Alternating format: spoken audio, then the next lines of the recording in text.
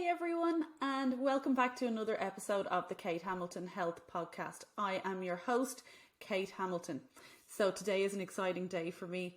It is the 1st of September and I have just got all 3 children to school. So I have a quiet house, and for the first time I can actually sit down at my kitchen table during the daytime and record this podcast. So up until now I've been doing it at kind of 10 or 11 o'clock at night when everyone's asleep, which has been a bit of a nightmare. Or I've been kind of hiding up in the attic and trying to get it done while Dave keeps the kids downstairs staying quiet. So, proper mom problems. But they are back to school. They're all happy.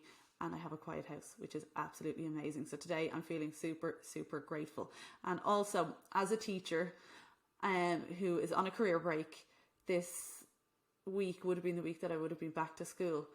So my children are back to school and I'm not, and it's the first time in 15 years that I've ever experienced that. Probably actually the first time ever in my life, because I went from school to secondary school to college and straight into a teaching job.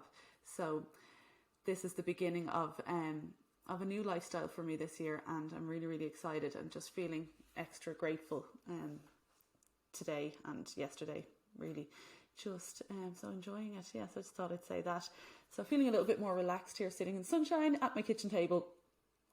So anyway, it is episode 8 today, and what I'm going to discuss today is tracking calories. So before I get going on how to do that and what I recommend, I just want to say that tracking calories is not for everyone. Okay, it depends on your goals, it depends on your current situation, and it depends on your current habits, and it depends on your background and your relationship with food also. So but if you're a beginner and you want to get healthier, you want to lose a bit of body fat, and you want to start tracking your calories, what I would say to you first of all is go back and listen to episode 7, on my episode on overwhelm, where I give this continuum of a healthy lifestyle and the different habits that you really need to have in place before you start thinking about tracking calories. So there's 5 particular habits that I believe you really need to get down before it's going to be possible for you to be able to stick to tracking the calories. So that is rest and recovery. So making sure you're getting the best possible sleep that you can, obviously depending on your child's situation at home, but as best you can. Eating plenty of whole foods. Okay, so instead of just launching straight into tracking calories, if you start introducing more whole foods into your diet and start crowding out some of the junk food and the crap, rather than depriving yourself of anything, you just start getting into the habit of eating more, lean protein, wholemeal bread and pasta, brown rice, potatoes, plenty of fruit, vegetables, things like that, getting more of that into your diet, even just as your diet is, just adding them in, but rather than taking anything away, would kind of be the next step. So making whole foods part of your everyday life.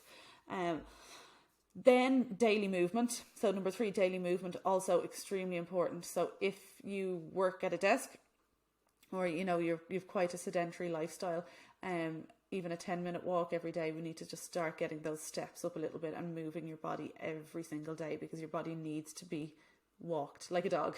You need to be walked every day. It doesn't have to be anything extreme, but your body needs to move a bit. So that habit needs to be put in place.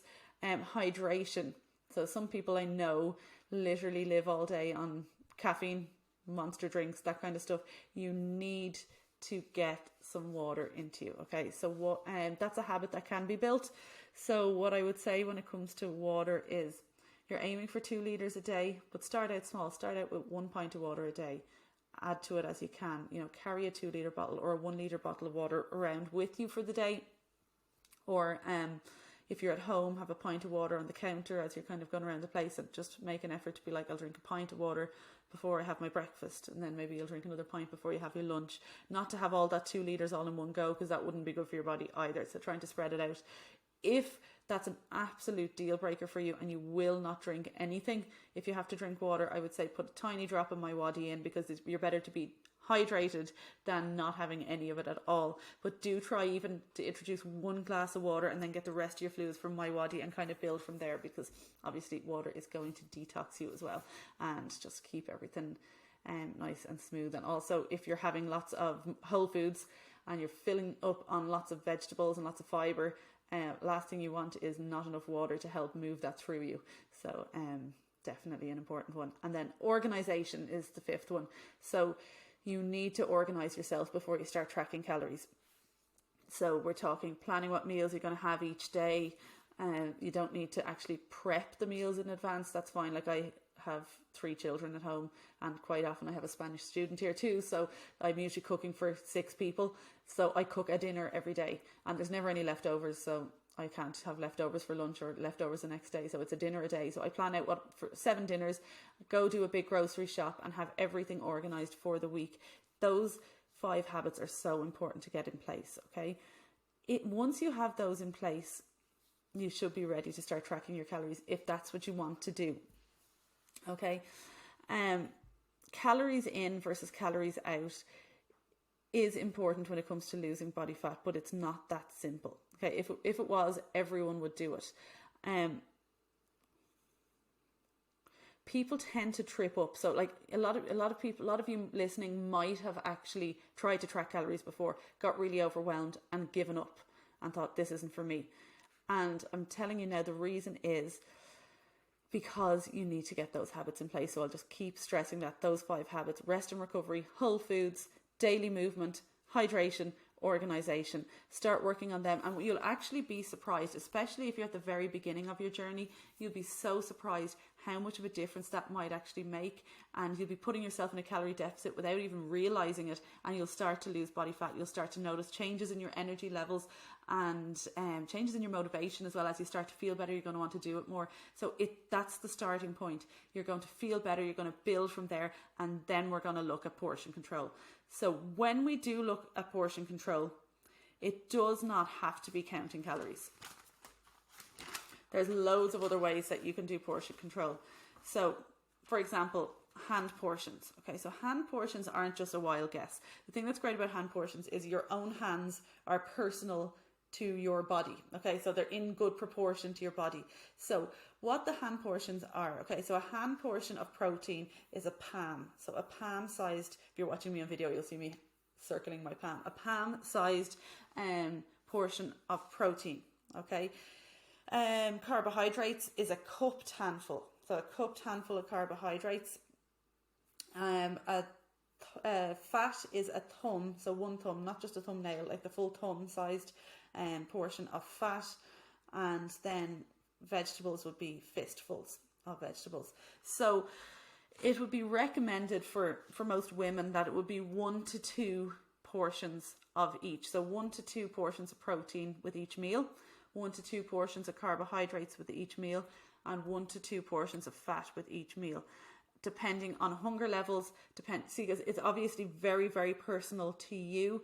It depends on height, it depends on weight, it depends on activity levels, it depends on age. All of these factors come into play. So it's really, really important to realize that if you're going with hand portions without working with a coach, you're going to have to listen to your hunger levels and go from there.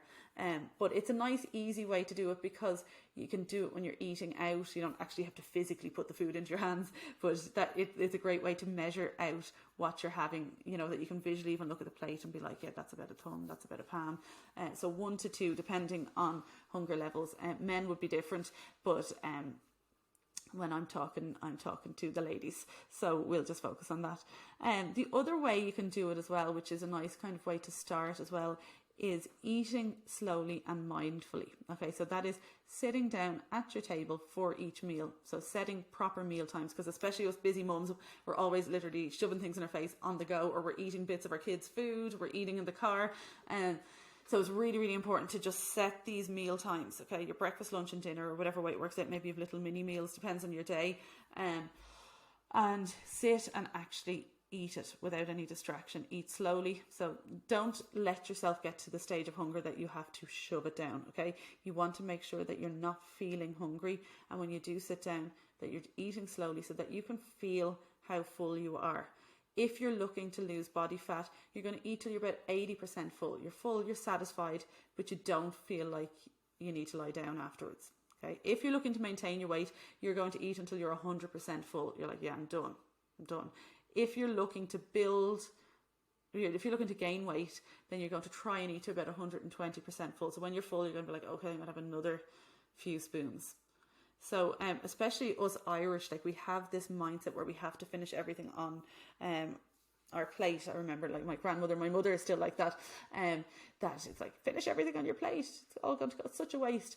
But at the end of the day, like we don't need to be finishing everything on our plate. And as we get more aware of how much we need to eat, you'll actually put less on your plate then. So you won't end up wasting that much food if it is something that you're concerned about. But so it's a nice way to start would be with the slowly and mindful eating, then maybe trying some hand portions. And if you are ready then and you are looking for something a little bit more accurate, then I would say calorie counting is the way to go. Again, now I'm stressing this, it's not for everyone. If you have a history of disordered eating or eating disorders or anything like that, it is probably not the way to go, and definitely something to discuss with your doctor before you would go down that route. But that maybe the trusting your body and mindful eating might be a better way to go, or hand portions. But if you're new to it and you would like to try calorie counting, I'm going to take you through what I would recommend anyway. Okay, so although it's more accurate, calorie counting is not perfect. It's still estimating. So there's always a certain amount of estimation, unless we're going for exact medical tests and all of that. Where your calories are being calculated by your height, your weight, your sex, your activity levels, your age. So it's an estimation. Obviously, everyone's body is different. And the more muscle you have on your body, the more calories you're going to burn. So you'll actually be able to eat more and lose weight. So it's all about experimenting with. So you're going to get a starting amount of calories, and you'll start there. You'll see how your body responds to it, see how your hunger levels respond to it, and then you're going to bring them slightly up or slightly down based on how you're feeling. It is literally like an experiment, and you're learning as you go. You're taking feedback from your body and going from there. So it can be a really interesting, worthwhile experience just to learn a little bit about your own body and about your own eating habits. So, but it's also important to say that you shouldn't see calorie counting as something that you have to do forever. It's not something you have to do forever. You have a particular goal in mind. You might decide to stick with calorie counting until you reach that goal. You might decide to stick with calorie counting for 3 months. If your goal is quite far away, you might take a little break after the 3 months and just focus on some mindful eating, and then get back to it after a few weeks to give yourself a break from it. But that when you give yourself a break from it, that you're taking the habits that you've learned rather than falling off the wagon and getting into a binge cycle and falling back to old habits, that when you do stop tracking for a while, that you're going to take what you've learned and kind of, again, experimenting what that feels like to do without knowing exactly. So just by visually knowing kind of how much of everything you have, that you don't need to weigh and measure and track everything. But when you're starting out, you're going to set it for a specific amount of time and get going with weighing, measuring, tracking. Like I said, you do it for 3 months, 6 months, 12 months, however long, but it's not for life, and it shouldn't be something that makes you miserable and feeling restricted, okay? It should be the opposite. So let me just see what I was saying next. Okay, so as I'm recording this now, okay, it's September 2022, and this is what I recommend, okay? It does change, so I will update this as necessary. So I would say use MyFitnessPal. So MyFitnessPal is an app. You'll get it on the Play Store or the Apple Store. Is that what it's called? I don't have an Apple phone. I'm an Android person. So, but either way, MyFitnessPal, it's like one of the most downloaded apps. You'll find it straight away. And you can download it. It's free. There is a premium version, but there is no need for you to get the premium version. The premium version is more for athletes and people who need to be a little bit more specific. So the free version is perfect. There is talk of changes to what we're actually going to have access to on the free version. But at the minute you have access to everything you need. If that changes, I'll do another podcast on it and recommend it. Like there is talks. I'm kind of looking at other things to see what I can recommend to keep things free, because I don't think it's something that we need to be paying for. So I will keep you updated if there's any changes on that. But yes, free version. So when you download the app, it's going to ask for all of your details. Okay, so it's important that you put these details in accurately. Okay, so your height, if you don't know what height you are, get someone to measure you. Okay, so that you do know your weight. Step on the scales.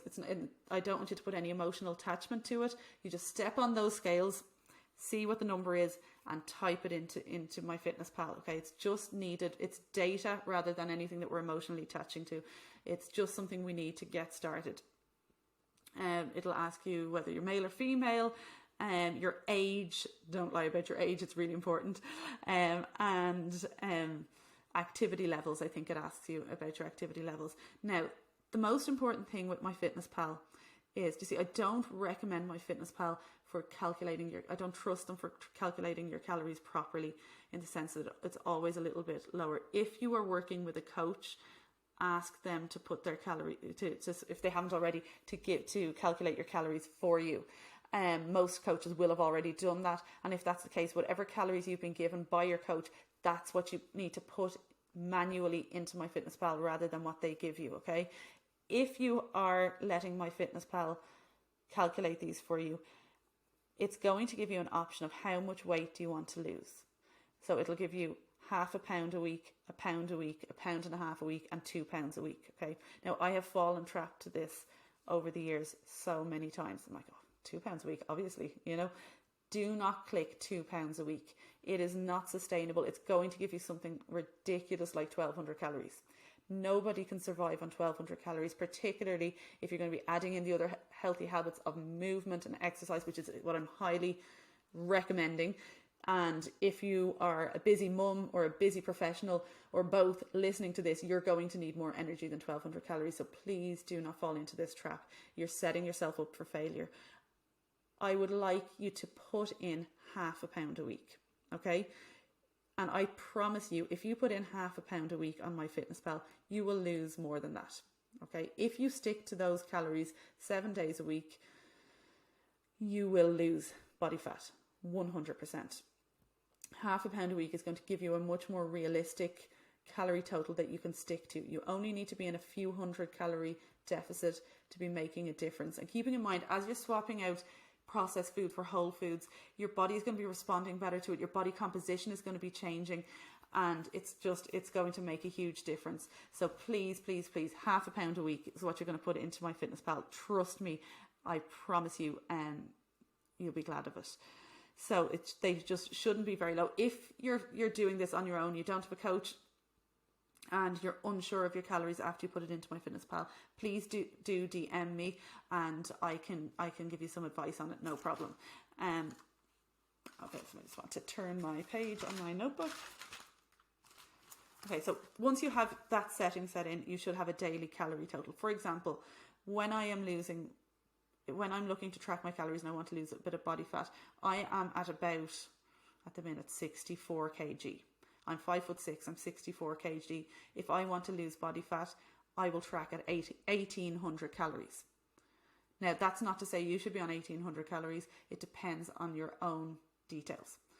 But my point is that, I'm about 64 kilos, about 142, 143 pounds, so 10 stone 2 or 3. I'm always somewhere between 10 stone and 10 stone 5 is usually where I'm at. I'm 5'6", and I'm on 1,800 calories, and I will lose body fat on that. So when you're looking at your calorie totals, they shouldn't be massively low. Now, obviously, if you're shorter than I am and you're less active than I am, your calories might be a little bit lower, but they should not be down at about 1,200. So if you're not sure, please do message me. I'm happy to help. Okay, so then once you have a calorie total, you're kind of good to go. What you'll click on down the bottom, I think it's the updated version is down the bottom anyway. I think for some people it might be up the top. You have the diary. So the diary section is where you're going to track your food. So in there you have an add food button. So just say you'll see breakfast, lunch, dinner and snacks. Okay, so let's say you're starting at breakfast. You click add food. Then you'll have an option for scan barcode, a quick add, or search food. So if you are having, let's say you're having some Greek yogurt. So you can actually take the Greek yogurt out of your fridge, scan it with your phone, and it will give you the exact calories in that.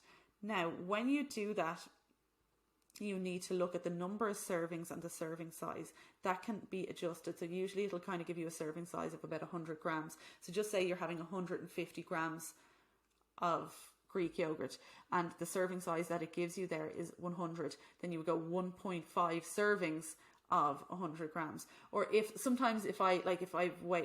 trying to track pasta and I've scanned pasta, it won't give me the exact that I want. It's giving me the amount for 60 grams and I want to have 100 grams. So what I'll do is I will actually change the serving size to 1 gram. And then I'll put 100 servings of 1 gram so that you will get the correct calories for the exact amount of grams that you want to have. Okay. So that is easy enough done. So that can be done with the scan a barcode. If you just are having something really quick, you have a chocolate bar, you can see the calories on it and you don't want to scan it or you can't scan it or for whatever reason, you just know how many calories are in. You bought something in the shop. Say you bought something in like let's say burrito box in Greystones, for example, they have their calories on the menu and you bought a burrito, you don't know the exact details, but you know that your burrito is 555 calories. So you'll just go quick add 555, enter, and then those calories will go on. There's no nutritional details in it, but it gives you the exact calories, okay? And then that's quick done, okay? And the other then is search food, which might be a lot of what you're doing. So with the searching food, it might be, let's take pasta as an example again. So just say you're having 100 grams of pasta. So I would always search pasta Tesco dry or pasta Aldi dry or something like that. And the reason why I put in Tesco or Aldi is in the database you get a lot of the American weights. You know, there's lots of ounces and pounds and stuff like that, and obviously we weigh in grams when we're weighing our food. So it's easier, and like dry pasta is fairly generic. It's going to be similar calories everywhere, but it's just important to differentiate between the dried weight or the cooked weight. So you can measure cooked weight if you want, that's no problem, and that might be easier if you're cooking for family, you want to weigh out how much pasta, but like 100 grams of dried pasta is going to be so 100 grams of dried pasta is going to be a decent amount of food, which but if you weigh out 100 grams of cooked pasta, it's going to be like fuck all, and you're going to need more than that. So it depends. So just getting used to that. So it's also really important to mention here that you will need a kitchen scales, a digital kitchen scales if possible. You usually get them in Lidl or in Aldi, and they cost very little. Like you get one for about probably €12 or something like that. If you don't have a digital one, you can use it whatever scales you do have, but just digital's handier. And if not, you'll definitely get one online fairly cheap. And then they just have those little replaceable, the round kind of watch batteries that need to be changed. Like I literally swear by mine. Like if it broke in the morning, I would have to go out of my way to go and get one. I just couldn't live without it. And it just becomes, so as I'm saying, you'll need to weigh and measure things as you go. It's annoying at first, but it actually becomes second nature. Now I just literally, if I'm making my smoothie in the morning, I throw the cup on, stick the thing on, I'm weighing out everything. It's just part of my everyday habit now. And it's great because then you're day in, day out, everyday life, you know where you're at.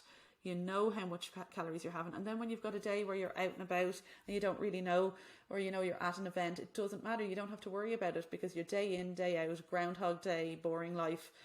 You're you know where you stand when it comes to calories, and it becomes a habit that is quite easy to work with. Okay, so that's what I said. Scan, weigh, get exact measures. Yeah, perfect. So what you can do, so just for example, I would have a protein smoothie for breakfast. So I'd have 50 grams of blueberries I'd throw in, then I'd throw in, bring it up to 120 grams with the strawberries, so 120 grams of berries all together, give it a little rinse, bit of water in, then I'm adding in a teaspoon of chia seeds, I put in my creatine, my protein, then I reset the weighing scales, I put in 100 grams of Greek yogurt, and then I get a banana and I put that in on top. So that's what I have for breakfast, that protein smoothie. So it would be annoying every day to put in chia seeds, Greek yogurt, protein powder, but all of the ingredients. So I did that once. And the beauty of this is once you do that once, you can save that as a meal. So then I just put save as meal and protein smoothie.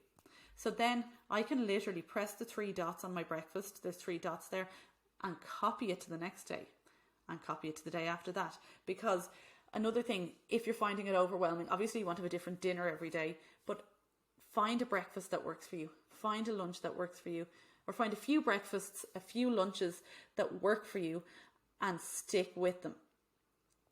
Alternate the few, but that you know where you're at, so you don't have to worry about not having enough calories for dinner or enough calories for your treats or your snacks, that you know what you're having for breakfast. So like, I literally have a protein smoothie every morning. It suits me, it fills me, it's nutritious, it's full of protein, it's got lovely fruit in it, and I enjoy it. So I have it every morning. So that's literally just copy, that's fine, it goes in.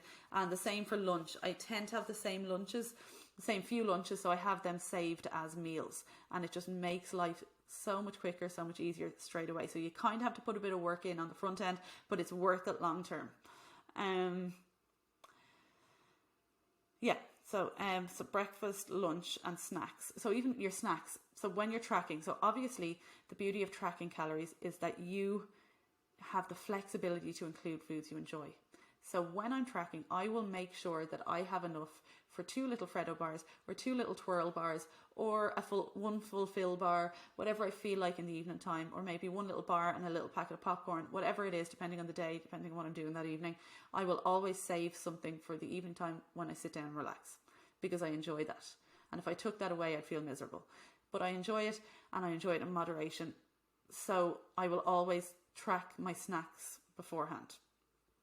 And I'll put them in, so that then I'll have my breakfast and my lunch the way I usually have. I have my usual snacks, and then I can see what's left for dinner. And then whatever's left for dinner, I will work around that. Now, I am busy. I have a big enough family. I tend to go with the same 10 recipes or so on rotate when it comes to cooking dinners. But some people are more creative, some people have more time. So totally go for it, get creative with the dinners, but don't deprive yourself at dinner time. Make sure it's well balanced, okay? With dinners, this is going to be annoying at first, but so worth it, okay? You can save each of your recipes as a recipe. So it's actually something you can do in front of the TV the night before. You can sit down and take it, if you have it in a recipe book.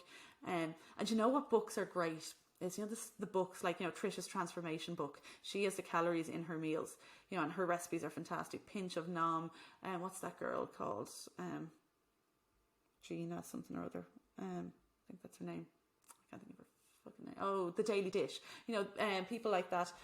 They have fantastic cookbooks out where you're actually given the calories already. So if you want, you can just quick add them in, and it just makes your life easier. But if you've got recipes, like I've got recipe books that I use from, or, at this stage of recipes in my head that I just wrote them into my MyFitnessPal. So what you do there is you go into recipes. So it's separate to diary. You're going down the bottom again to recipes. Then you're going to click on recipes, meals and foods. Click create a recipe and click input manually. Okay, so you'll literally manually have to put it in as a whole recipe. All of this, so whatever it is, 500 grams of mince, 1 tin of chopped tomatoes, so on. Okay, putting in all the ingredients, and put in, like, I would like to say it's a bolognese that we're talking about here. I would just put in the bolognese, not the pasta or anything. So that the meat, the sauce, all of that, and the oil that it's cooked in, everything. And if it's a meal for 4. Or it's usually a meal for 6 in my house. So then it gives you an option to put in how many servings. I would put in the 6 servings and then save it. And then when I'm inputting that in as my dinner, so I can go dinner and choose from recipes, and I can put that recipe in, and I can put 1 serving, and it'll give me that 1 serving from the portion, from the meal that is for 6. So it's really, really handy. And then what I'll do is I'll just weigh out my pasta separate and put in 100 grams dry pasta. And because I'd always cook my pasta separate, but that's just what works for me. But you could put in, 250 grams, 300 grams of cooked pasta, whatever it is that you're having, and put that in and weigh it out after it's cooked. That also works perfectly. It actually probably makes more sense than what I do. But so that's kind of it. It's tedious at first, but it's so worth it. And then it really does become significantly easier over time. One piece of advice I give a few pieces of advice, which I'll go with, is the first one is I would always recommend tracking the night before. So when I'm sitting down, I'm having my tea and my chocolate or whatever, and I'm watching my TV program, instead of scrolling, or, just take a break from scrolling for a few minutes, and I go onto my Fitness Pal and I calculate I know what I'm having for dinner the next day. I know what's happening the next day, and I plan as best as possible. So then I wake up the next day ready to start. You know what I mean? I know what I'm having for breakfast. I know what I'm having for lunch. I've saved enough for my snacks. I know when I'm planning on having them, and I know what I'm having for dinner. Then if things don't go according to plan, I can make a better choice. So if I'm out and I suddenly end up in Starbucks or somewhere like that, and there's a muffin that I really want, I'm not going to just impulsively have that muffin. I'm going to make a choice. I'm going to be like, you know what? I really want that muffin. But you know where you stand with it. You can make that decision guilt-free rather than an impulse. Oh my God, that was 600 calories. Now I don't have enough calories for dinner. I'm going to end up over today. And you're kind of setting yourself up for failure that way. Whereas at least you're making a conscious decision to have something, and you might decide you don't actually want it. You're like, you know what? I'm meeting a friend for coffee. I'll just bring something with me. At least you have the power. If you're organised, you know what you're having for dinner. You're less likely to make an impulse takeaway decision. It's just going to be make things that little bit easier for yourself. It doesn't you don't have to be rigid. Make sure you're flexible enough that things will change, but you can adjust that day as you go along. You have it in your phone and just adjust as you go. And that's totally fine, but it just definitely makes things so much easier for yourself. Okay, the other thing is, don't forget things like milk in tea, butter, oils that you cook with. Yeah, people forget to measure the oil. So what I do with a dinner is like, please stop using fry light, because the oil that you're actually using cooking can be counted as part of your healthy fats that you're eating. Okay, so I would say like use rapeseed oil or olive oil, and I would I measure out a tablespoon. So I actually have a tablespoon, and I'll pour a tablespoon into the dinner, and then I know that tablespoon is like, and think about it, that's being divided among the whole family. So a quarter of a tablespoon isn't even a teaspoon. So it's only a little bit of healthy fat. You might have a little bit more in your meal then as well. But definitely no need for fry light. You need to be getting enough fat in your diet anyway, for other reasons, which I've mentioned before, and I'm sure I will mention again. But we won't go down that road right now. So, but all those little bits add up when it comes to, like, I drink quite a bit of tea. So, like, one way people do it is, like, they might just measure out 100 mils of milk and just have it in their fridge. Now, that's a little bit extreme, but it works for some people. I would just, in general, I don't measure it anymore myself, but for a good while starting out, I'd have made my cup of tea, stuck my tea on my weighing scales, and poured the milk in, and I see that the way you always have the same kind of amount of milk in your tea or coffee, and I would always end up having about 30 or 40 mils. So I just know that. So I'll just track 30 mils of milk. There's no calories in tea, nothing we're tracking. So literally 30 mils of milk per cup of tea is kind of the way I go. But yeah, with your butter on your bread and your toast, you gotta weigh that, because you will be surprised how small 5 grams is. So just figure out how much you need with stuff like that. And you can make things easier for yourself. Like, if you don't want to be wasting calories on sugar in tea and coffee, and if you really need to sweeten it, then maybe look into sweeteners for that, for the tiny little bit that you're having. Like, you go low fat mayonnaise and make a huge difference, things like that. You're eating healthy whole foods, so if you want to help yourself out by lowering the calories in the condiments that you're using, then like that's probably a smart way to go.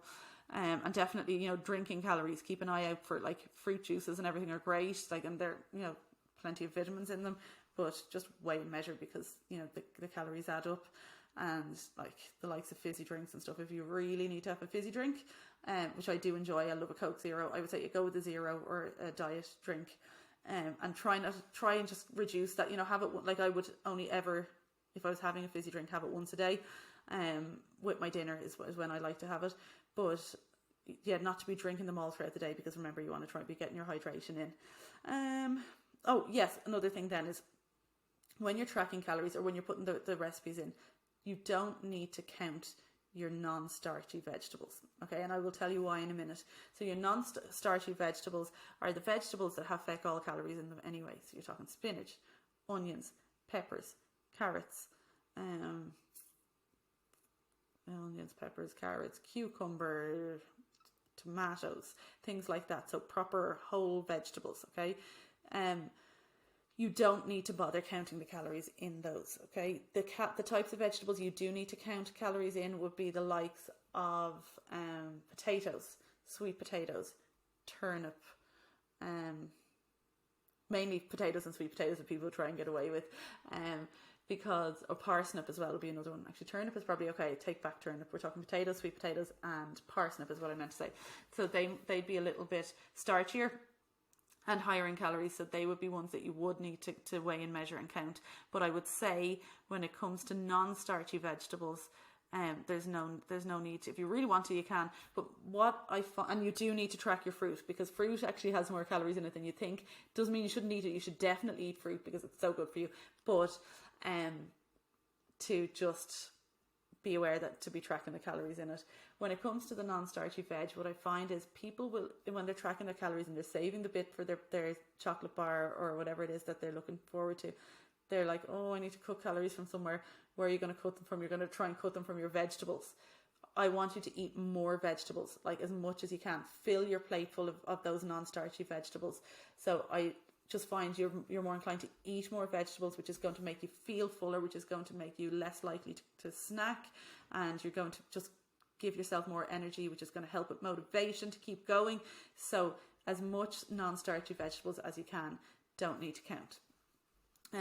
Okay, so calorie counting does bring fantastic flexibility to include all the foods you enjoy.